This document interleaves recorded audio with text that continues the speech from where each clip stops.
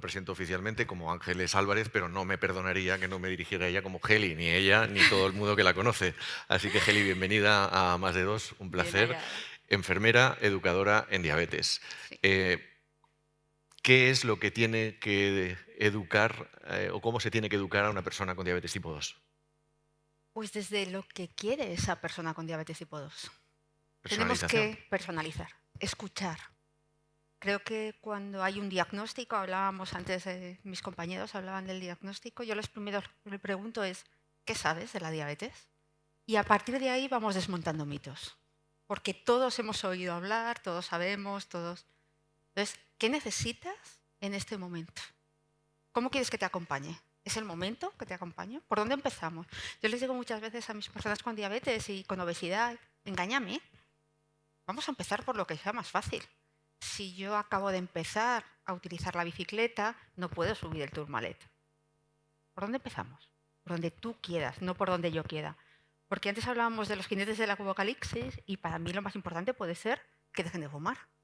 Pero es que esa persona lo que necesita es empezar con otra cosa.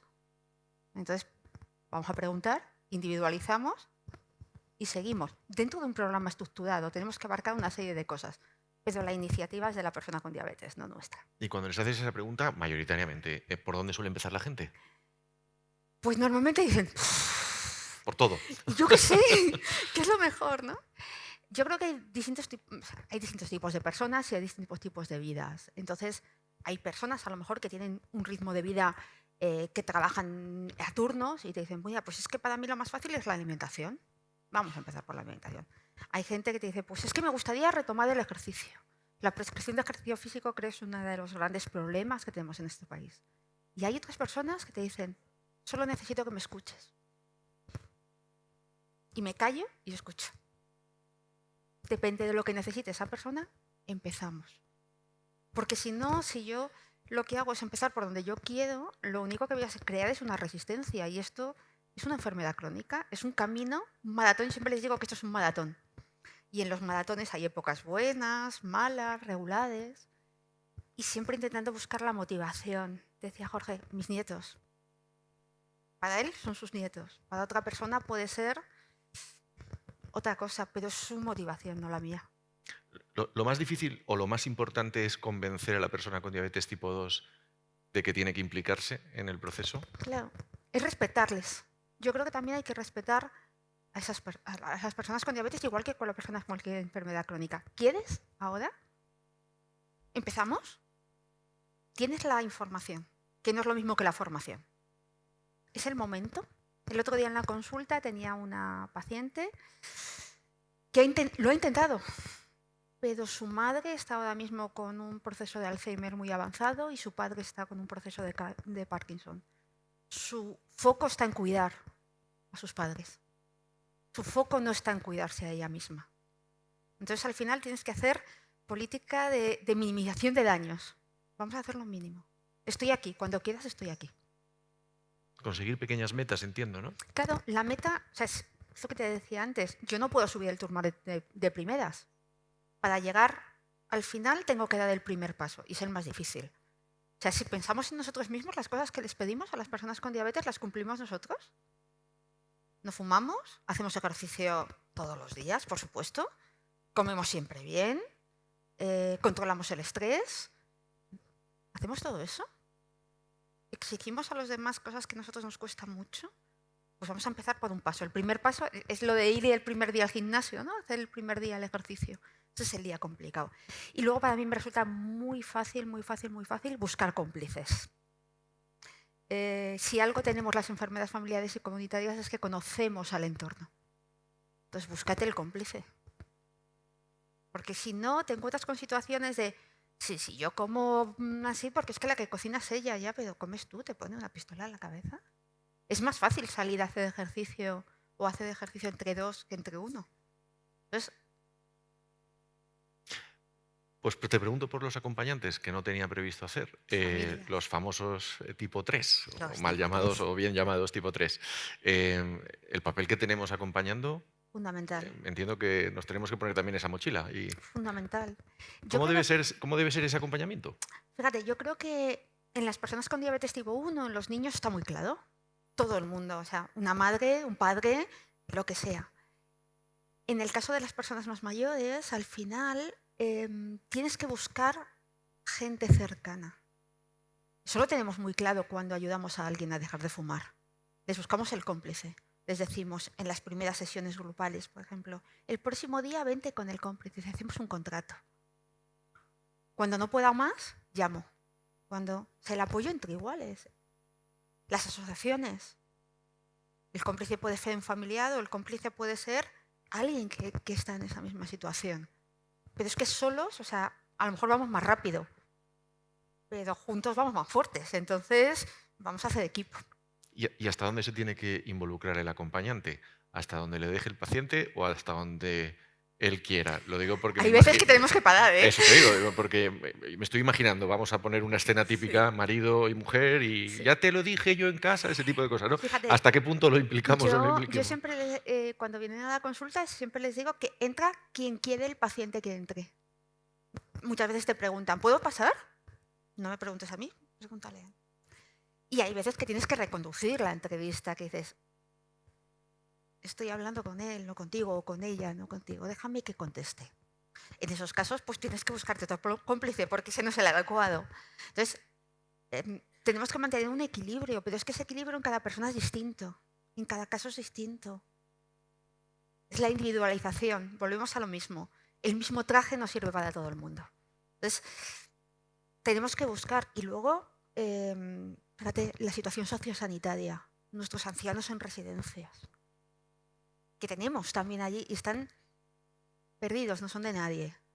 Tenemos que hacer también cosas. O sea, quiero decir, creo que las enfermeras familiares comunitarias tenemos que salir a la comunidad y buscar esa educación, no solo en consulta, porque a la consulta llega quien llega, como decíamos antes, cuando hay un infarto, cuando hay este disco, pero hay mucha gente sin diagnosticada. A lo mejor tenemos que ser más proactivos en salir a buscarlo. Geli, estamos hablando de educación en diabetes, del autocuidado, de cambiar hábitos saludables, que es muy importante. Pero ¿cómo se hace la educación cuando hay un tratamiento de insulina? ¿Cómo es esa educación? ¿Cómo trabajáis? Pues lo primero, desmontar mitos, porque Desmontar mitos. la gente normalmente viene con mucho miedo. Segundo, trabajar en equipo. Es fundamental trabajar en equipo con tu médico de familia, con tu compañero. Yo, por ejemplo, les digo que yo insulinizo un lunes, un martes, no insulinizo un viernes. Es un tipo 2. Me da igual insulinizar un viernes que un lunes. Pero si tiene un problema, me puede encontrar de lunes a viernes en la consulta. El fin de semana no. Y les acompañamos en el proceso, la inyección conmigo, la primera, la segunda, la tercera, la que necesites. Porque si no hacemos una buena técnica de inyección y no la repasamos y no les enseñamos y no les acompañamos, no nos va a servir de nada. Puedo tener la mejor insulina del mundo. Si hago una mala técnica de inyección no me sirve para nada. Y es un cambio de vida. Entonces, hay que repasar, hay que ver y luego hay que enseñarles a optimizar ese tratamiento. Las hipoglucemias, cómo resolverlas. Porque los miedos son tremendos en ese momento. Entonces, es un programa especial, es un programa que se tiene que adaptar, que no es lo mismo una persona con 40 años que una persona con 90. No es lo mismo una persona con unos conocimientos previos que una persona que no sabe leer ni escribir o una persona que no entiende bien el idioma. Tendremos que afrontarlo desde maneras muy distintas. Si te fijas, al final siempre tenemos que, dentro de ese programa estructurado, individualizar, poner el foco en la persona. Y esas barreras iniciales que comentábamos con la doctora Artola, ¿luego se superan al cabo del tiempo? Pues fíjate, mi experiencia es que al cabo del tiempo te dicen, esto lo tenía que haber hecho antes, con lo que yo me he resistido. Porque claro, es que ahora no es pinchar con una jeringa, con una aguja, que es que claro, es que aquello era otra historia. Ahora mismo, cuando lo haces con ellos la primera vez, pero seguro que me has pinchado. Pero es que tengo la sensación de que no me he pinchado. Pero claro, el miedo es libre. Entonces, al final, acompañamiento. Pero ya te digo que lo habitual es que te digan, si lo llego a saber, no me resisto tanto. La llegada de la tecnología. Un antes y un después. Apasionante, un antes y un después, eso es evidente. Pero Desde el principio vengo escuchando siempre que os vengo escuchando a los profesionales, ¿eh? Yo ahora voy a replicar lo que escucho de los que Sí, sabéis, que no vale de nada esa tecnología sin si no hay educación. un proyecto educativo. ¿Estáis aprovechando la tecnología desde el punto de vista de la educación? ¿Los pacientes están aprovechando la tecnología y están aprendiendo sobre su patología? No tanto como quisiéramos. ¿Por qué? Vamos a ver, la tecnología sin educación no sirve de nada, parafraseando aquel anuncio famoso. ¿Qué problema tenemos? Igual que en las personas con diabetes tipo 1 lleva ya implementado más tiempo, ahora, por ejemplo, aquí en Madrid, yo trabajo aquí en Madrid, hacemos toda la formación desde atención primaria y eso supone tiempo. Supone tiempo, supone formación de los propios profesionales. Nosotros en atención primaria vemos todo, vemos personas con diabetes, vemos niño sano, vemos una lesión, vemos un duelo, vemos mil cosas. No hacemos solamente diabetes y eso nos supone estar cambiando de chip permanentemente. Entonces, para educar necesito tiempo y necesito tiempo en consulta y necesito formación continuada. Porque si no, lo que le estoy dando a esa persona es un glucómetro tocado.